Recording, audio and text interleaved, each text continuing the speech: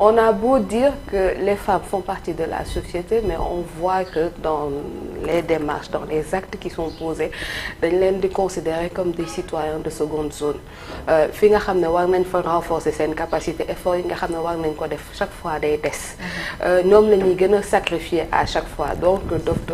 dafa normal muy am ay moments clés où on attire l'attention avec des statistiques et plein d'autres données sur li nga xam ne moom la ñuy teg ci kaw jigéen ñi te loo xam ne ce n'est pas normal et dañu war a mën a sukkandiku gën a mën a sukkandiku ci suñu diine ci suñuy aada ak suñuy cosaan pour mën a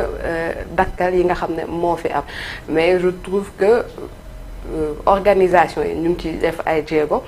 peut-être def en sorte que ça atteigne toutes les couches de la population. Ouais. C'est ça qui reste encore problématique. Parce que c'est beaucoup plus concentré dans les zones urbaines que dans les zones rurales où l'accès est très difficile. Foofu nga dem fa pour mën a wax yéen nii ci ak yelleefu jigéen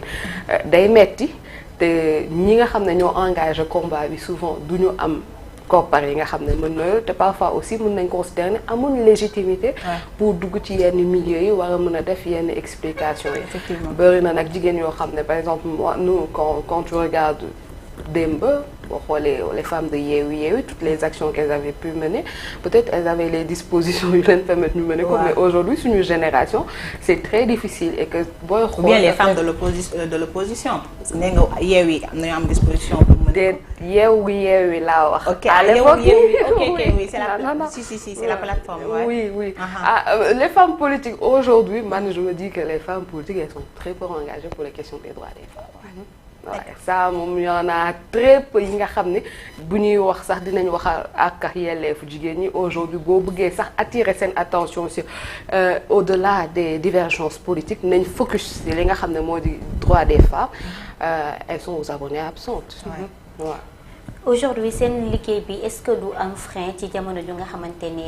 li nga xamante ne moo di Sénégal dañoo jox bopp bu baax a baax lu jëm ci wàllub li nga xamante ni moo di diine ak société bi ni mu tëddee jamono ju nga xamante ni rek góor mooy faral di jiite tout le temps.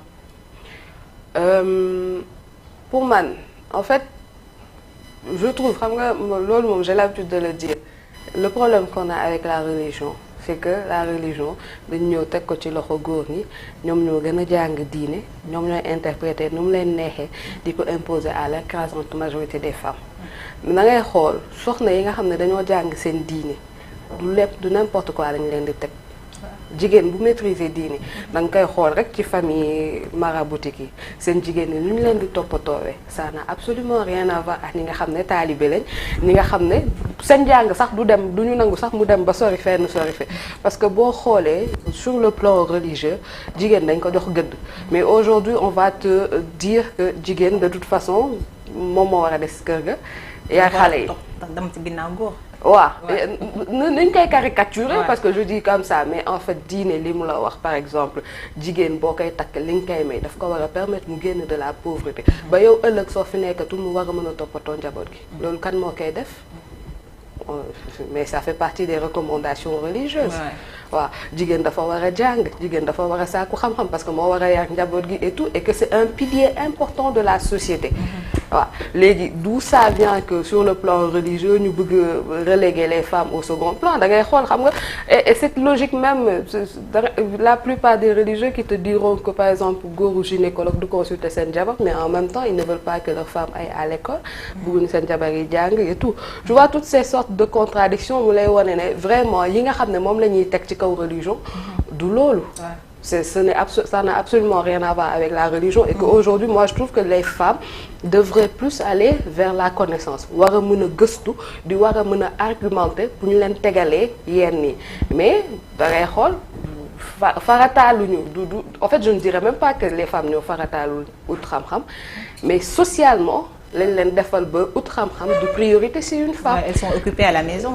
Non seulement elles sont occupées à la maison mais tu verras dans la plupart des familles yi nga xam ne dañoo désœuvré c'est la fille qu'on va faire sortir de l'école en première pour mu dem jaayi wala